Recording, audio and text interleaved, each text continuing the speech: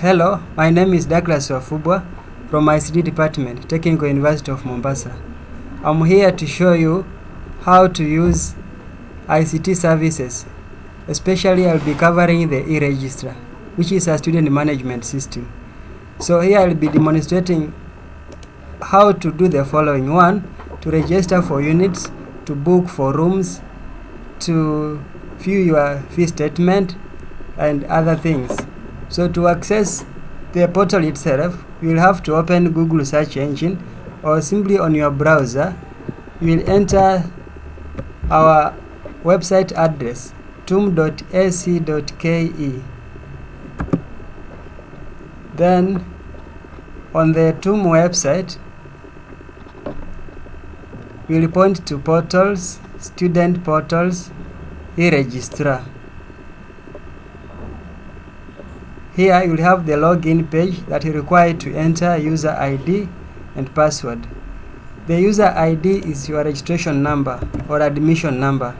I'll be using an example here, DHIM 03432021. The password is the same as your registration number. That is the default, but it's normally a good practice to change later. Then you click the sign in button. This will take you to the e-Registrar system. So the first activity I want to show is how to register for units. To register for units, simply click the register button.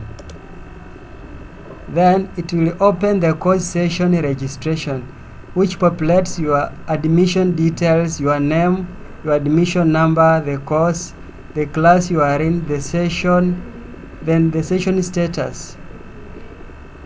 Registration details, this where it's indicated year of study, you'll have to choose the current year of study. For example, this student is in year 1, semester 1, so I'll choose year 1. Then in the syllabus, sem or term, I'll choose 1 as well.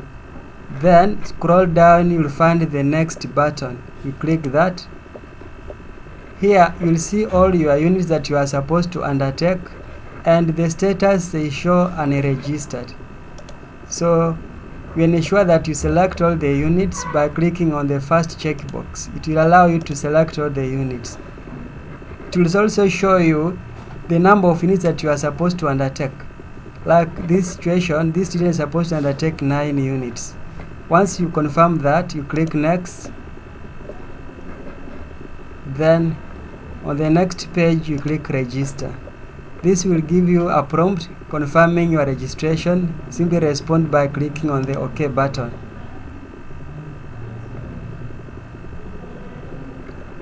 Then you'll have your units registered with the message successfully showing that you have registered. To view your units, you can click on the view button and then choose the academic year 2021-2020, session August to November, then click OK. This should bring up the units to confirm that you have registered for the required units. The next button, we have the exam results. If you have undertaken any results, you will be able to see your results here. This is a first year student with no exams done so far, so there is nothing that can be shown here. Next is the fee statement. This will show you your fee balances. The hostel, this will allow you to book your hostels for those who seek to have accommodation at the college. There is the bed booking and the catering account. The bed booking is what we use for reserving. Before you are able to have accommodation at the college, you need to reserve your bed or room in advance, which is done through the hostel and catering tab. Then you select the bed booking, then you reserve. This will bring up your details. You scroll down, you will see the hostel details. Here you choose the name of the hostel. By default, the hostels will be separated based on your gender. So you select any of it, then it will show. If rooms are available, you will see those rooms are available.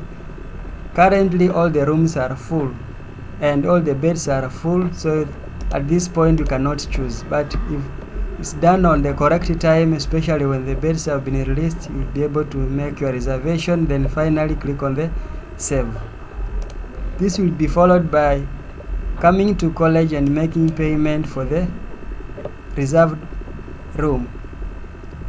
My leave and cost transfers, we have the academic leave. This is used for deferment.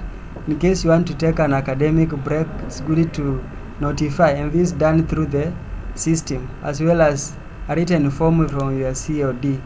So before you go for your deferment or take an academic leave, it's good to apply for the same, so that the system can stop invoicing or making your account chargeable.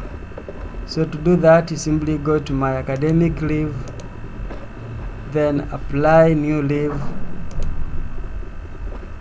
and that should allow you to select the period you will be away.